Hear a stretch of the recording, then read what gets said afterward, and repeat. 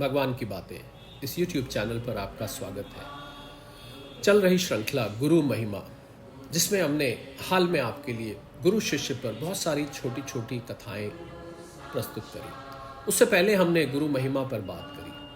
हमने सोचा और थोड़ा स्पेसिफिक होकर गुरु महिमा का वर्णन करते हैं।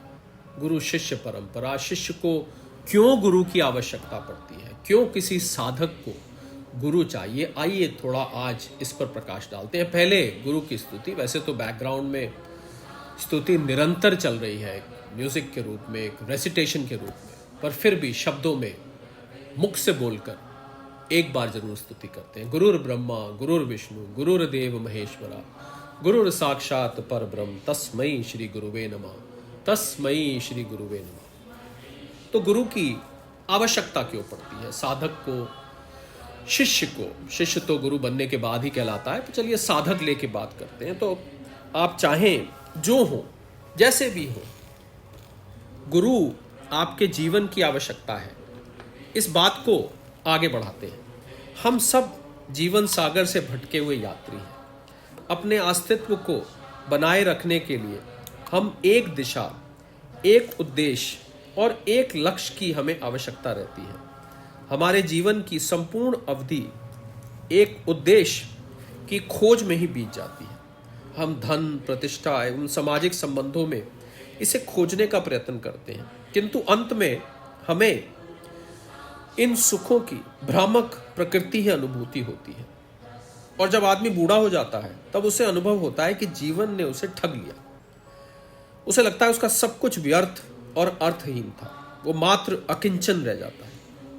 यदि आप अपने जीवन का अवलोकन करें तो लगेगा कि आपका सारा जीवन कुछ खोजने में बीत गया। आप अनेक दरवाजे खटखटाते रहे पर असफल ही लौटे। आप शाश्वत प्रेम की खोज करते रहे, किंतु वो आपको छल जाता है। आप धन और प्रतिष्ठा के पीछे दौड़ते हैं, किंतु ये केवल क्षणिक है। इन्हें प्राप्त कर लेने के बाद भी आप असंतुष्ट और अतृप्त रह जाते हैं। यदि आपको सुखी और सफल जीवन के सभी साधन, सौंदर्य, सुख, संपत्ति और सफलता उपलब्ध हो जाएं, तो भी एक असुरक्षा की भावना आपको चिंता में डाले रहेगी, क्षणों तक परेशान करती रहेगी। इन साधनों के खो जाने का भय, बूढ़े होने का, मृत्यु का भय, एकांत क्षणों में ये जीवंत बन जाते हैं।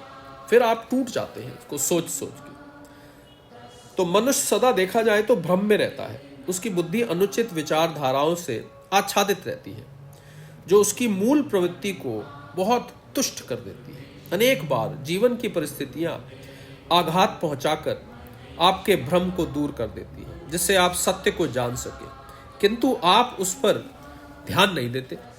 केवल ज्ञानी ही जीवन के संदेश को समझ पाते हैं, लक्षणों के गूढ़ अर्थ को समझ पाते हैं। वे सहजता से यह स्वीकार करते हैं कि भौतिक सुखों की अपेक्षा अन्य महत्वपूर्ण चीजें भी हैं। यह ज्ञान उन्हें अंतर्मुखी बनाता है तथा वो जीवन के अधिक अर्थपूर्ण संबंधों को खोज करने लगते हैं। यही ज्ञान उन्हें अंतरात्मा की खोज की ओर उन्मुख कर देता है। वास्तव में समस्या जगत में और गुणों में नहीं, जिन्हें हम कारण मानते हैं, बल्कि हम में ही है। हम सांसारिक वस्तुओं को अपरिवर्तनशील, स्थायी और चिरंतन सिद्ध करने का प्रयास करते रहते हैं, किंतु हमारा यह दृष्टिकोण गलत है। विश्व के साथ स्थिरता या स्थायित्व जैसी कोई बात नहीं है। वास्तव में गतिशीलता ही विश्व की अवधारणा का आधार है। निर्माण, पालन, विध्वंस तो प्रकृति के अंतर्निहित नियम है।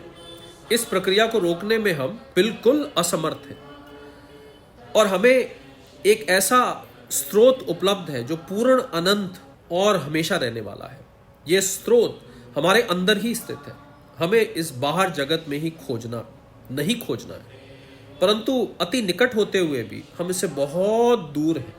अज्ञान और भ्रम के कारण हम सर्वदा इससे अलग रहते हैं। महात्माओं और ज्ञानियों ने इस स्रोत को सत्य या आत्मा कहा है।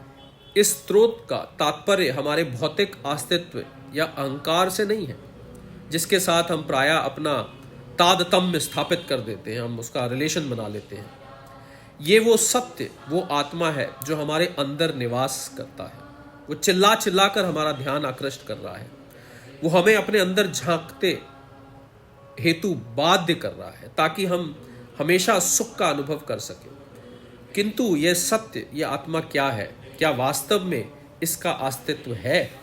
क्या वास्तव में इसका अस्तित्व है? यह सवाल बार बार आता है। अगर है तो हम इसे कैसे प्राप्त कर सकते हैं? इस पॉइंट पर और प्रधानतः इस हेतु गुरु आवश्यक हो जाता है। अंतरात्मा की यात्रा का मार्ग लंबा, संकटपूर्ण, तलवार की धार के समान पतला और गुप्त गड्ढों से भरा हुआ है। हम इस पथ को कैसे जान सकते हैं? यहाँ सिर्फ लंबी एवं आपदाओं से पूर्ण यात्रा पर रवाना होने का प्रश्न ही नहीं है। मुख्य समस्या तो यह है कि हम अपना लक्ष्य ही हमें पता नहीं है। ऐसी स्थिति में हमें क्या करना चाहिए? उत्तर बहुत स्पष्ट है। हमें ऐसे व्यक्ति को खोज निकालना है जिन्होंने इस मार्ग पर चलकर उस लक्ष्य को प्राप्त कर लिया है। वही व्यक्ति उस लक्ष्य के मार्ग पर हमारा मार्गदर्शक हो सकता है। जिन मनीषियों ने गुरु शिष्य संबंध की खोज करी, उन्हें सांसारिक एवं स्थूल संबंधों की सीमाओं के बारे में पूर्णतः स्पष्ट अंतर्दृष्टि प्राप्त थी। वास्तव में हमारी यात्रा में वो व्यक्ति कैसे हमारा मार्गदर्शक हो सकता है, जिसकी सजगता का स्तर वही हो जो हमारा है। ये तो वैसे ही है जैसे कि एक अंधा व्यक्ति दूसरे अंधे व्यक्ति का मार्गदर्शन करे। जिन लोगों ने इस तथ्य को स्पष्ट रूप से समझ लिया है, उन्होंने किसी ऐसे अधिक प्रज्ञायुक्त एवं अनुभवी व्यक्ति को खोज निकाला जो उच्चतर उपलब्धि की ओर जाने वाली राह पर उनका मार्गदर्शन कर सके। दूसरे शब्दों में उन्हें गुरु मिल गया है। धर्म ग्रंथों में इस तथ्य पर बार बार बल दिया गया है कि गुरु के मार्गदर्शन के बिना कोई भी व्यक्ति आध्यात्मिक जीवन में प्रगति नहीं कर सकता।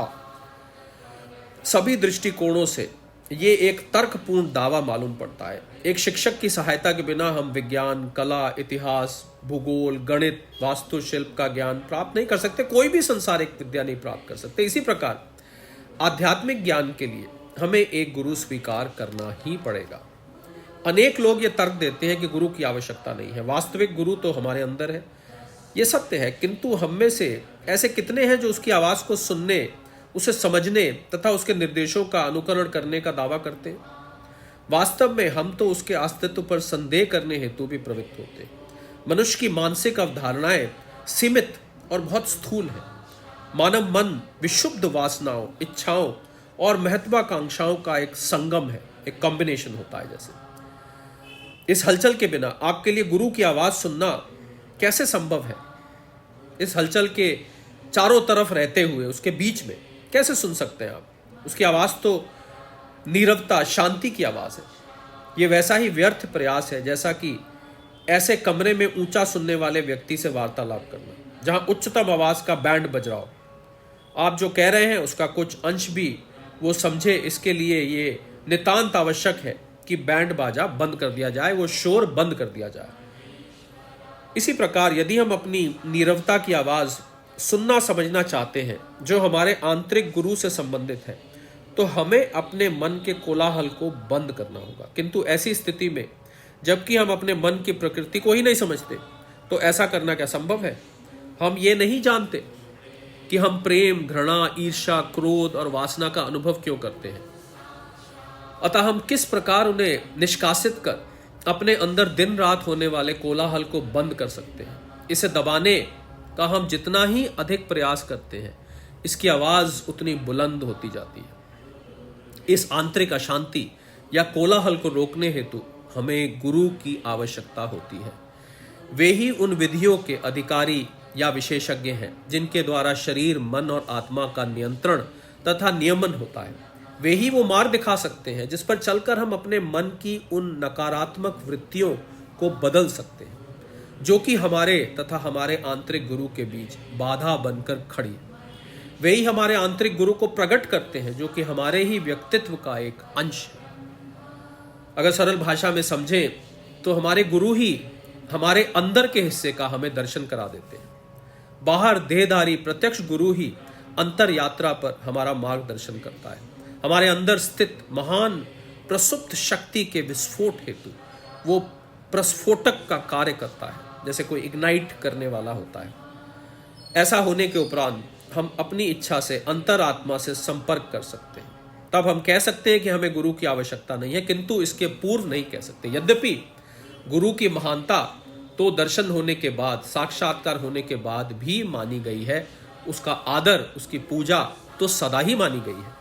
ऐसा लगता है कि जो लोग गुरु की आवश्यकता को अस्वीकार करते हैं, बहुत लोग हैं ऐसे, वो ऐसा अपने व्यक्तिगत जीवन की कुछ दुर्घटनाओं के कारण करते हैं। उनके अनुभव जनित संशय को तो समझा जा सकता है, किंतु गुरु शिष्य संबंध के बारे में उनकी समग्र नकारात्मकता को कोई स्वीकार नहीं कर सकता, क्योंकि इस संबंध को सकारात्मक रूप से अनुभव करने का सौभाग्य उन्हें नहीं मिला है। सिर्फ इसी कारण से उनके द्वारा इसे पूर्ण रूपेण अस्वीकृत करने का कोई औचित्य नहीं है। ये बात तब और ज़्यादा सच मालूम होती है जब गुरु की अवधारणा की आलोचना करने वाले लोगों के जीवन और इतिहास का अध्ययन किया जाए। आप ऐसे एग्जाम्पल्स देखें तो आपको समझ में आएगा। अपनी मानसिक असुरक्षाओं एवं सीमाओं के वशीभूत होकर अन्य लोगों की पथ भ्रष्ट करने की बहुत बड़ी गलती है। यदि किसी गुरु से अपने संबंधों के बारे में आपकी प्रतिक्रियाएं नकारात्मक हैं, तो आप उस गुरु की निंदा कर सकते हैं तथा उसके प्रभाव को अपने जीवन के बाहर निकाल सकते हैं, किंतु आप अपने मात्र इस एक अनुभव को सभी गुरुओं की सामान्य निंदा का आधार नहीं बना सकते। आपकी अवस्था उस व्यक्ति के समान है जिसका वैवाहिक जीवन असफल हो गया है। ऐसी स्थिति में वो लोगों से कहता है कि सभी स्त्रियां बुरी हैं, सब वैवाहिक संबंध व्यर्थ हैं।